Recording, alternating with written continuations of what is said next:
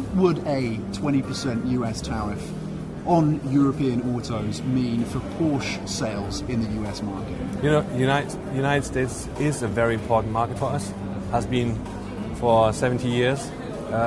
It's a market which represents 30% for Porsche worldwide. So this would be a very bad news if we would hear that something has to be happening on the trade tariffs. So I'm not speculating at the moment. We are, of course, obviously looking very, very closely on what's going on there.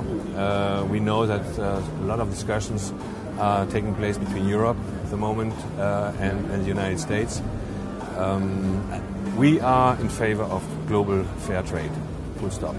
And therefore, I believe that if we have good discussion between Europe and the United States, I still believe that the outcome will be positive, that it will be positive for the economy, positive for the employment. I think this is the main objective of the administration, so they should look at this and not penalize or make kind of punitive measures for customers in the United States, whether it's for Porsche or for other car manufacturers. I think global trade is only positive if it's fair.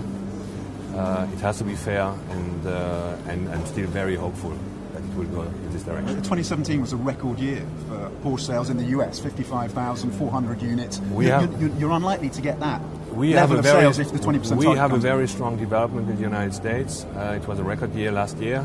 We expect if the environment is still the same, another growth this year in the United States. We have a very strong fan base from our customers in the United States, and we hope that we won't have any kind of negative impact which could come from this direction.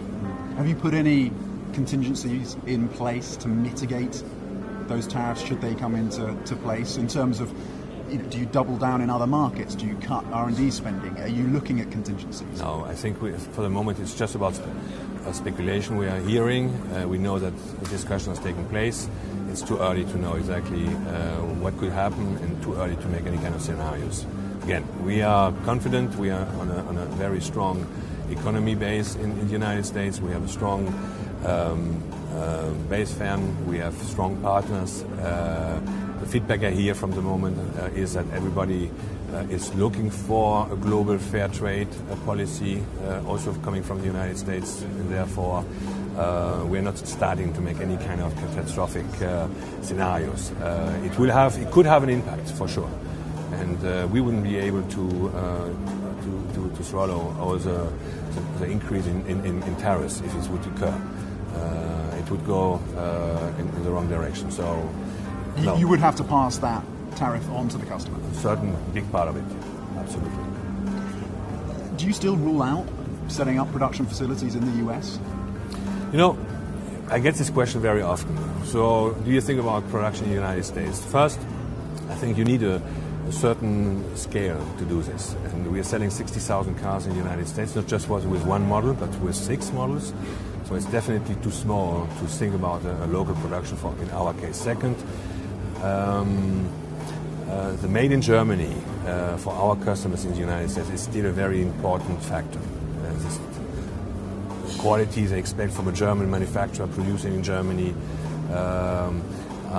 is still very important, and these two reasons explains why we don't have the local production on our agenda. And again,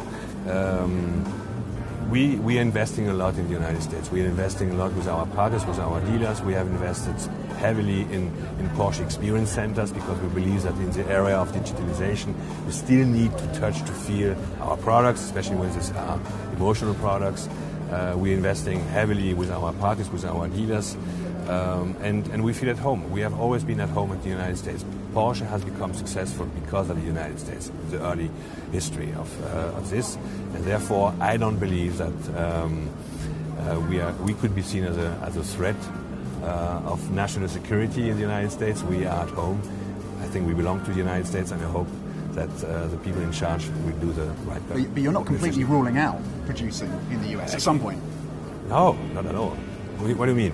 You're not completely ruling out production facilities in the US at some point? You can never rule out anything. If tomorrow the circumstances change completely, we have to other possibilities. But for the moment, it's not on the agenda. How are the tensions between Beijing and Washington impacting Porsche?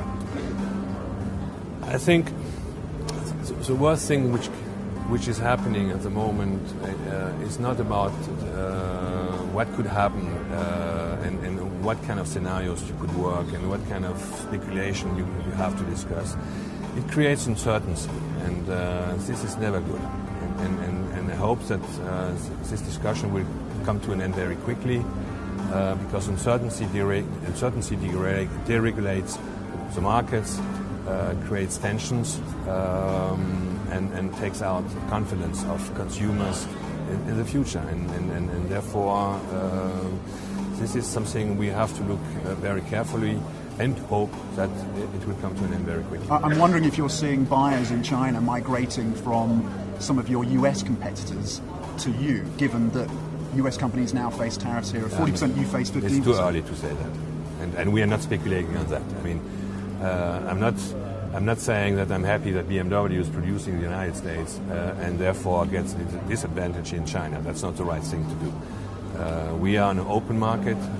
As I said, I'm for global fair trade and for a fair competition between brands. And I do not want to have an advantage because of this and that.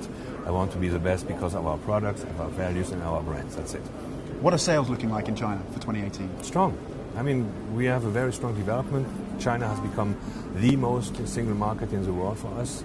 And remember, it was almost inexistent 15 years ago. It's a very solid market. It's a young market, very dynamic. We have very young customers. We have a lot of females. 50% of our Macan owners are women enjoying this car. And I think the positioning of the brand is very strong here. It's a very recognized brand.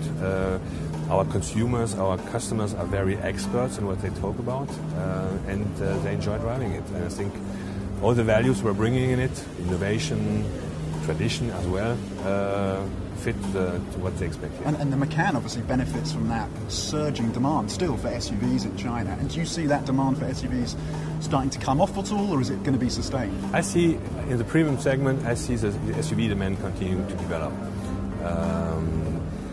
It's the most dynamic segment we see at the moment, especially the mid-size SUV segment. With our Macan, which is clearly a pure sports car within this segment, we have a very well positioned car with lifestyle, timeless design, connectivity inside, which really fits to the young customers we have here in China. For Porsche as a whole, you got notched up, what, more than 71,000 sales in 2017? This was a record in 2017. What's the number you're looking at end of 2018?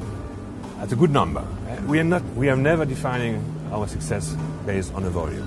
The volume should only be a consequence of what we are doing, on the desirability of the brand. But of course, we want to grow. We want to grow with a profitable way. Profitability is a very important thing. But if you ask me what is the most important thing for me, it's to maintain the brand exclusive, desirable, and able to innovate in the future with new technologies. Electromobility becomes very important for us. We want to reach the new emission regulation on our own. This is the reason why we put a lot of hope on our new Taycan, the full electrical car coming up next year. And so far, when I see the interest and the demand from the customers on these new technologies, especially in China, I'm very optimistic. When does the EV segment become profitable for you? We have a very clear statement. We want to have a profitable growth at Porsche. We have a strategic goal, which is 15% RS, return on sales, and this is not because we define it. We need it to be able to invest in new technologies in the future. And this strategic goal of 15% is clearly set in the stone for us. So it won't change. We might have some up and downs because we will have very strong investments in the future. We're investing 6 billion euros over the next 5 years in electromobility and in new smart mobility solutions. So it's a strong investment, but on long-term basis, our goal of 15% ROS is still very strong. It's ambitious though, 15%, yes. given that investment in the EV side of business. It's ambitious, but we think we can make it. One last question. You did mention 80,000, I think, almost 80,000. So the number of sales in China, 80,000. Realistic by the end of 2018? I like to under-promise and over-deliver.